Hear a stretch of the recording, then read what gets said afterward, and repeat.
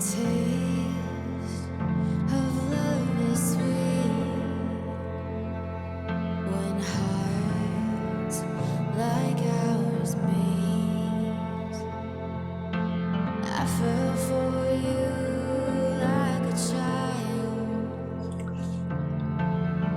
got up this morning. I was feeling the cumulative effect of the last 5 years. 8 surgeries. Really incredible when you think about it. That a person can tolerate that. 8 spine surgeries, 5 years. And then I started thinking, what is the source of all this?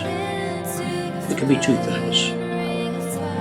1, spinal surgery is really a flim-flam, money-making operation, a $15 billion a year business. And 2, some of us, maybe many of us, are addicted to surgery. The cause could be multiple things.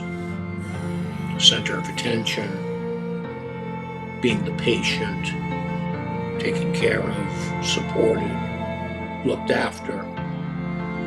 Surgery can, in some situations, guarantee those things. But at the end of the day, you have to be very fucking careful what you ask for.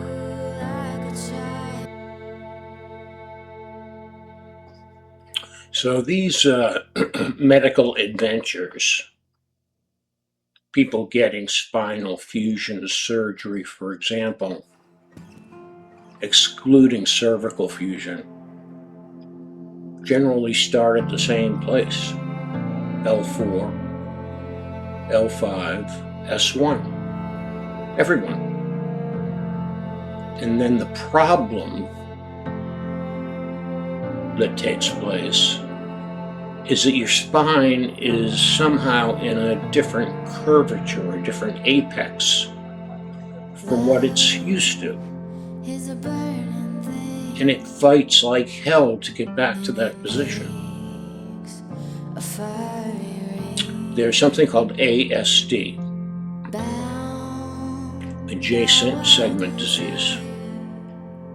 And what it is represents the continuous failing of spinal fusions above and below the original fusion site. No one knows anything about this. When you look at social media and you do some research into the flim-flam of spinal fusion or just spinal fusion, you won't find it referenced.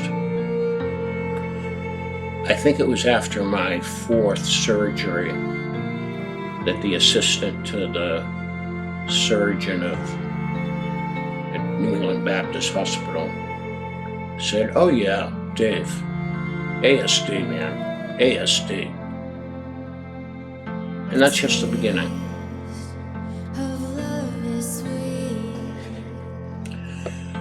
For 5 years, I became a total believer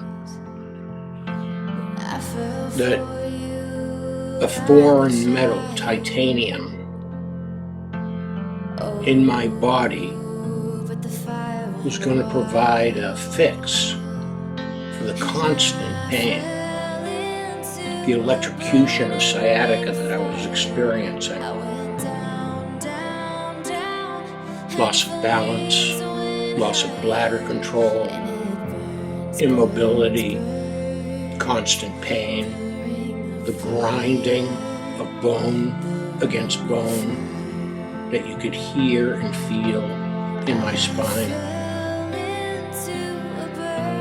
And that for 5 years, I believed in the promise of titanium. 8 surgeries, dozens of screws, metal rods, And finally, I realized that I was part of an incredible medical flim-flam. That realization came to me in an ambulance, being transported from the emergency room near where I lived back to New England Baptist Hospital. No one could stop the drainage from the incision that was created in May. I was taking IV antibiotics for the supposed infection that I had had.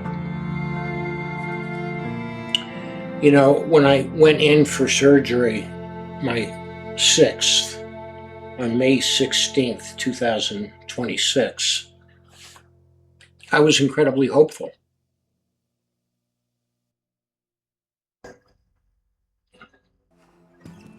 So first, an admission. I think that I've concluded that I became addicted to surgery. I became addicted to the attention, being a patient, maybe even the oxys that were endless for 5 years. I never really had an opportunity to recover from any one particular surgery before I was segueing into the next. I think if there's one thing you should remember, is that all the horrible symptoms I described earlier all came after back surgery. None of those things, loss of balance, bladder control, the electrocution from head to toe of sciatic and nerve pain, all of that happened after the surgeries began. Thanks.